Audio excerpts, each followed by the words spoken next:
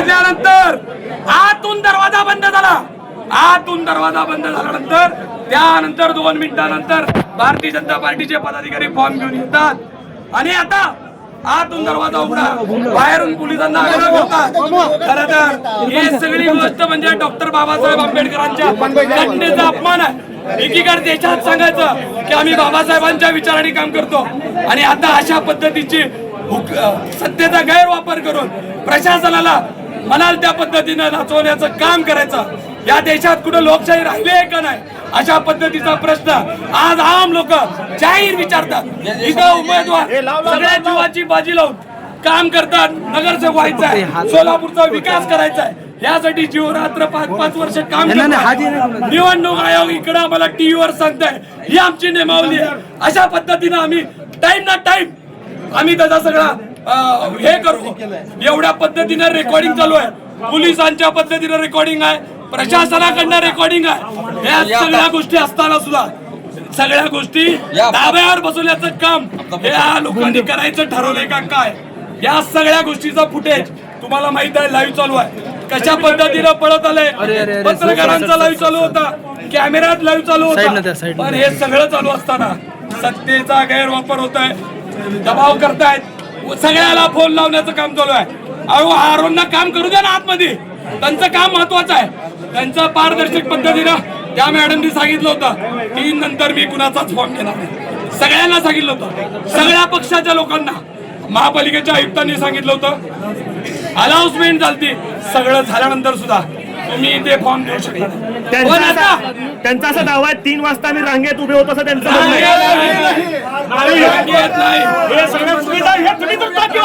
तुम्ही सगळे पत्र करता, सगळे पत्र करू नका साहेब. ती 20 तारीख ते 30 तारीख तुम्ही का भरले नाही? आता 3 वाजून 10 मिनिटात तुम्ही आत येता, सगळं बंद झाल्यानंतर तुम्ही बरोबर येता. हे सर्व उमेदवार आहेत, लक्षात ठेवा. आमच्यावर ही वेळ तुम्ही दाखवलं असतं का? 3 वाजता सगळ्याला बंद केलं.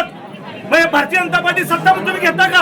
आम्ही कदापि विश्वास करणार नाही. आम्हाला गोळ्या गेला, आम्हाला इथं मारून टाका, काय पाहिजे ते करा, आम्हाला कशाही पद्धतीचा आमच्यावर अन्याय करा. आमचं रक्त जरी पडलं तरी आम्ही हटणार नाही. आमच्या मुद्द्यावर तुम्हाला जावं लागेल. आरोंनी सांगितलं होतं की मी दरवाजा उघडणार नाही आणि आरोला बळजबरी करून दरवाजा उघडण्याचं नाव कोण करत असेल तर आम्हाला इथं जेवणाची पाठी लावावं लागेल. आणि पुढची भूमिका काय हरकत घेणार की सगळ्या प्रकरणावरती सांगितलंय आरोनी बाहेर यावं. जी वस्तुस्थिती घडली आहे, जी इन कॅमेऱ्यात घडली आहे, जी सगळ्यांच्या डोळ्यात दिसत घडली आहे, ती वस्तुस्थिती सांगावी. मला विश्वास आहे आजपर्यंत प्रशासन, पोलीस कायद्याने सगळं चालतात.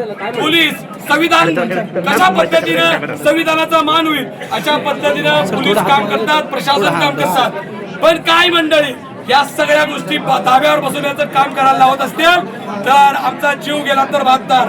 पण आम्ही सगळ्या पक्षाचे लोक आहेत तिथं, फक्त काय शिवसेनेचा मी आहे असं नाही.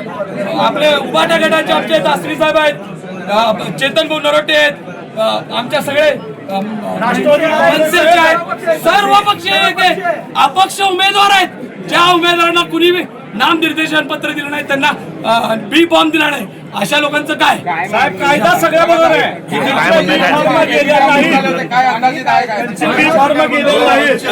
आणि सगळ्या पत्रकार बंधूंना माझी कळकळीची विनंती आहे, तुम्ही आज या कशा पद्धतीचा तुमच्या कॅमेऱ्या समोर ते आपल्या सत्तेचा गैरवापर व्हायला लागला तुम्ही बघायला लागलात.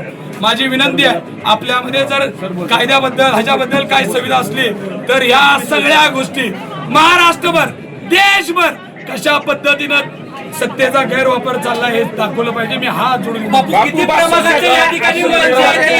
आरोमध्ये जे हे निवडणूक अधिकारी ह्यांच्याकडे जेवढे उमेदवारांचे नामनिर्देश आहेत त्यातला एकही उमेदवाराचा बी फॉर्म पोचलेला नाही. असे किती उमेदवार आहेत आज जेवढे ह्याच्याकडे उमेदवारांचे वेळेच्या आत त्यांनी बी फॉर्म दिलेले नाहीये.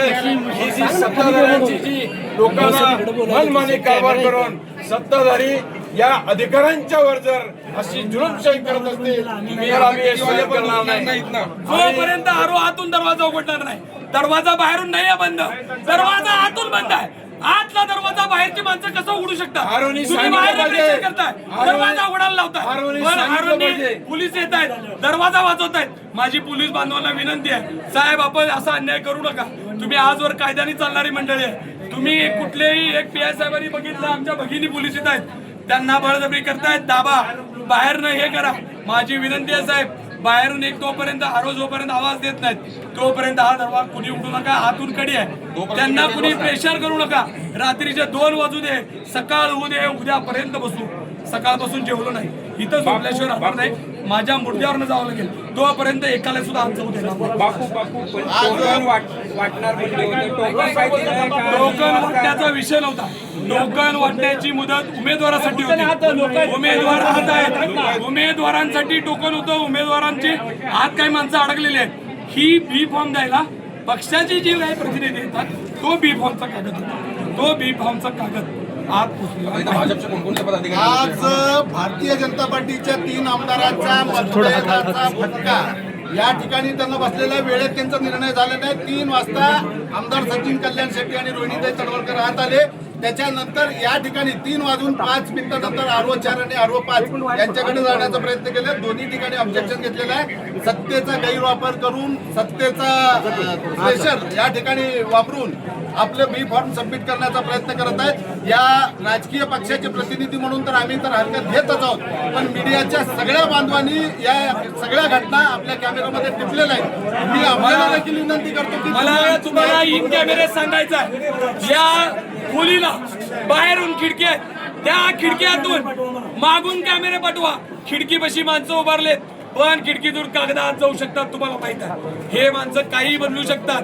कागद आत पाठवण्याचं काम खिडकीच्या माध्यमातून चाललंय. आरोनी माईकवर सांगितलं होतं की दरवाजा बंद झाल्यावर, वेळ संपल्यावर मी कुणालाही घेणार नाही. मला माहित आहे 15 तारखेपर्यंत ही सगळं प्रशासन निवडणूक अधिकाऱ्याच्या ताब्यात आहे. कमीत कमी या 15 दिवसात तरी कायद्याचा मान ठेवा.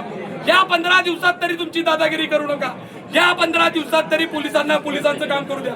या 15 दिवसात प्रशासनाला काम करू द्या. एवढीच हात जोडून विनंती.